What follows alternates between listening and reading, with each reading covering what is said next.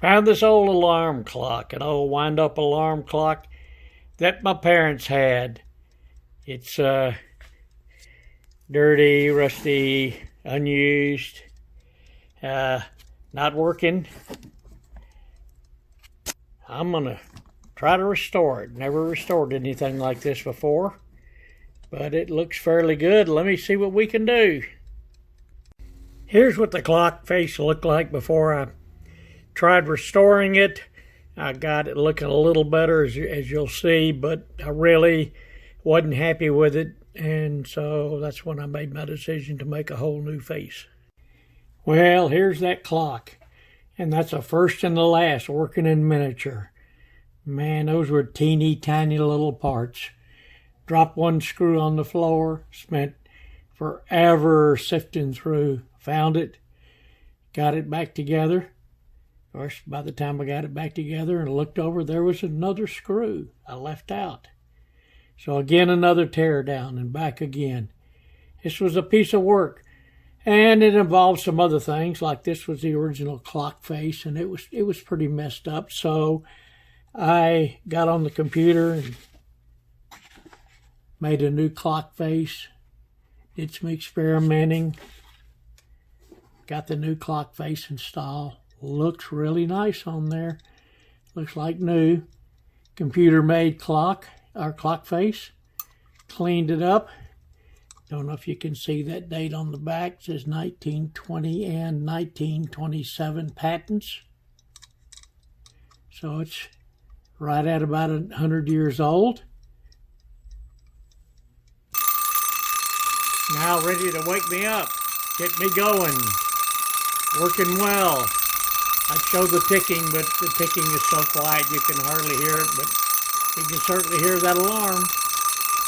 Thanks. Okay, the question is, what color red to use? Why do I keep buying so many red colors? I just keep it making it more and more confusing for myself. That's why I keep trying them, and I keep trying and trying to come up with the right one.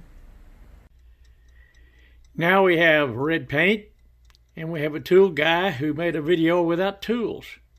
Well, it's time to do some tools, and of course, do them in a nice red color. Of course.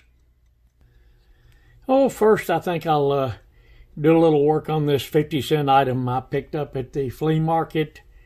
And of course, we pick up these little items and toss them aside, and occasionally we find some use for them, or just decide to restore them. We can't have ugly things like this laying around. This guy was pretty neglected. Handle's got paint on it, dirty, worn, no tip on the knife pick. What good is that? So let's go ahead and put some restoration on it. And while we're at it, let's use that cranberry color to see what it looks like. And here's what it looks like restored. Got a new tip on it. The metal is cleaned up. And of course the handle, that nice cranberry color. In the red family, gives a nice little tool. And hey, for 50 cents, not a bad deal.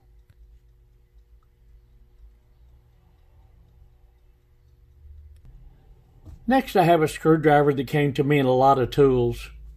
It's quite old. Been around a while, all steel, handle and shank. And originally I did it in just a natural finish. But hey, got that can of red paint I've never tried out. Let's try it on this one. Decided to paint the handle, and of course it came out nice. Gave the tool a distinctive look. And of course this tool is unusual, being an all steel tool. It's the kind of a farmer would carry around where he doesn't carry a big load of tools, but always has something handy for some quick adjustments he needs on a piece of farm equipment. And this tool is a combination tool. These cutouts are all square cutouts for square nuts and bolts. Even has one on the end for another size. So it gives him a tool he can pick up and use when he's got an emergency going on out in the field. Also on the side is what I assume are nail pullers. Fits down over the nail, slides up to here. Pull on the screwdriver and you can pull the nail out.